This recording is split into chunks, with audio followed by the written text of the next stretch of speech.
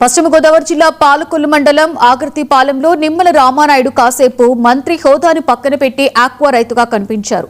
తన సొంత రొయ్యల చెరువుల పరిశీలనకు వెళ్లిన ఆయన అక్కడ కార్మికులతో కలిసి ఫీడ్ కలపడం, చెరువుల్లో వెదజల్లడం వంటి పనుల్లో స్వయంగా పాల్గొన్నారు. రొయ్యలను సేకరించడం, ఐస్ ప్యాకింగ్ చేసి ప్రాసెసింగ్ ప్లాంట్ కు పంపే విధానాన్ని కూడా పరిశీలించారు. ఆక్వా సాగులో అనుసరించవలసిన పద్ధతులు, నిర్వహణపై అక్కడ సిబ్బందితో చర్చించి పలు సూచనలు చేశారు. సొంత చెరువుల్లో స్వయంగా పనిచేయడం తనకు ఆనందం, సంతృప్తి కలిగించిందని మంత్రి నిమ్మల పేర్కొన్నారు. ఆక్వా రంగం అభివృద్ధికి కూటమి ప్రభుత్వం కట్టుబడి ఉందని ఆయన స్పష్టం చేశారు.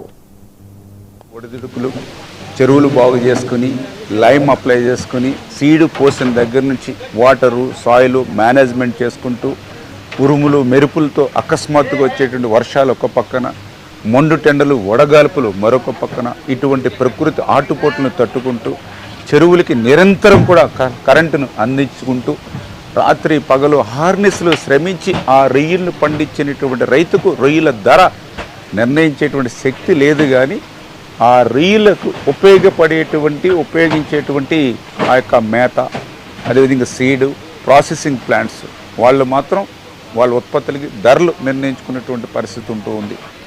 దయవుంచి ఈవేళ అందరూ కూడా గమనించాలి, ఆక్వా బాగుంటేనే మనందరం కూడా బాగుంటాం. ఈవేళ ఈ దేశానికి అత్యంత విదేశీ మార్క ద్రవ్యం అందించేదే ఈవేళ ఆక్వా. ఎందుకు నేను ఈ మాట చెప్తూ ఉన్నానంటే, గత 30 సంవత్సరాలుగా నేను కూడా 1995 ఆ రోజు ఆక్వా